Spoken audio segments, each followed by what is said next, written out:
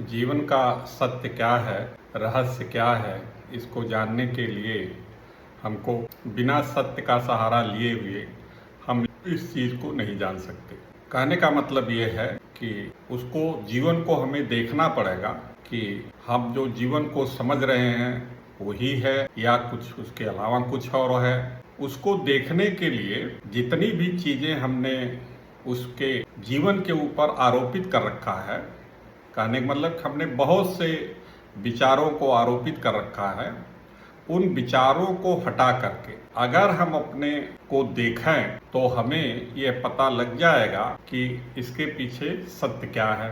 अब आप सोचें, अगर विचार को हम देखते हैं, विचारों को हटा देते हैं तो क्या बचता है? शरीर, बुद्धि और हमारा जो सेल्फ, जिसको हम आत्मा कहते हैं। अब जो है शरीर जो है, अब इसमें हमको सत्य का हमको कैसे सहारा लेना है, इसी चीज को भगवान बुद्ध जो है धम्मपद के पहले अध्याय के 11वें और 12वें श्लोक में कहते हैं। भगवान बुद्ध का वचन जो है कि जो सत्य को असत्य देखता है और असत्य को सत्य देखता है वह मिथ्या संकल्प में जीता है और वह सत्य को कभी नहीं जान सकता है।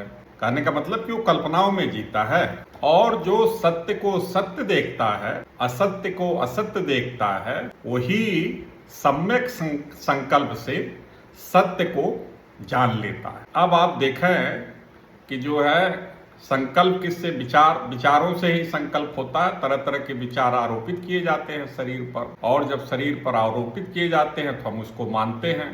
जैसे उदाहरण के लिए, अगर किसी का जन्म किसी उच्च कोटि या निम्न कोटि में हो गया, निम्न जात में, जबकि मैं इसको तो मानता नहीं कि कोई उच्च जात है और कोई वो है, लेकिन सरकार और लोग, समाज इस चीज को मानता है, तो मैं उसका उदाहरण ले रहा हूं। अगर कोई, वह जब छोटा बच्चा होता है, बहुत छोटा, जब उसको इस सब चीजों का ज्ञान नहीं होता है, तो चाहे वो राजा का लड़का हो और चाहे वो किसी गरीब का लड़का हो या किसी जात का बच्चा हो, अगर उनको एक साथ रख दिया जाए तो सब साथ में खेलने लगते हैं और वह एक दूसरे से अपने को कम नहीं समझते, अपना अधिकार बराबर समझते हैं।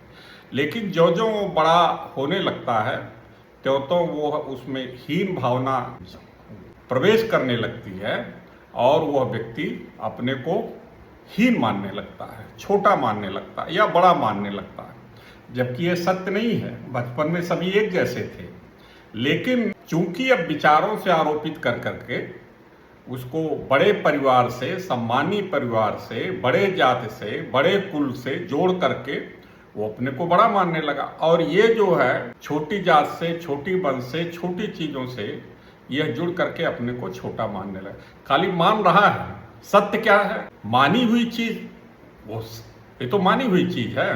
तो मानी हुई चीज को कहने का मतलब कि जबकि जाति नहीं कोई, लेकिन उसको वो मान रहा है। जाति जो असत्य है उसको वो सत्य मान रहा है, और जो सत्य है कि सब में आत्मा एक है, उसको नहीं मान रहा है।